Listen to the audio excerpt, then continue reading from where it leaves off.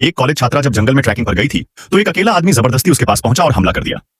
गंजे सिर वाले उस आदमी ने जोर लगाकर उसकी त्वचा को फाड़ डाला, मगर हैरानी की बात यह थी कि इतने बड़े जख्म से एक बूंद भी खून नहीं निकला। यह अजीबोगरीब नजारा देखकर वो हैरान रह गया। जब उसने ऊपर देखा तो देखा कि ऐना अपनी फटी पुरानी देह के साथ लड़खड़ाते हुए घने जंगल की ओर जा रही थी। उसका चलना फिरना बिल्कुल इंसानों जैसा नहीं था। पूरा मामला इतना डरावना था कि वो गंजा आदमी डर के मारे पैंट पहनना तक भूल गया और वहां से भाग खड़ा हुआ। और ऐना के बारे में जो अंदेशा था वो सही साबित हुआ। उसने धीरे धीरे अपनी इंसानी त्वचा को उतारना शुरू कर दिया। उस फटी हुई खाल के नीचे एक अजीब काले रंग का बिना स्पष्ट लिंग के जीव निकला।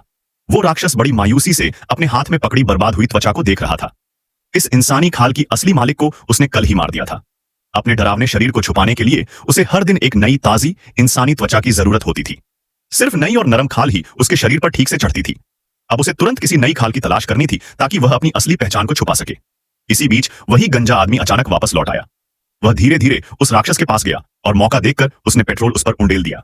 जब राक्षस को समझ आया वह भागना चाहता था, मगर अब उसके पास इंसानी खाल नहीं थी, इसलिए उसकी रफ्तार बहुत धीमी हो गई। जल्दी ही आग की लपटों ने उसे पूरी तरह घेर लिया। लेकिन क्या इस तरह की मौत सचमुच उसे हमेशा के लिए खत्म कर सकती है? आज की कहानी यहीं समाप्त होती है। अगले एपिसोड में फिर मिलेंगे एक और रोमांचक किस्से के साथ।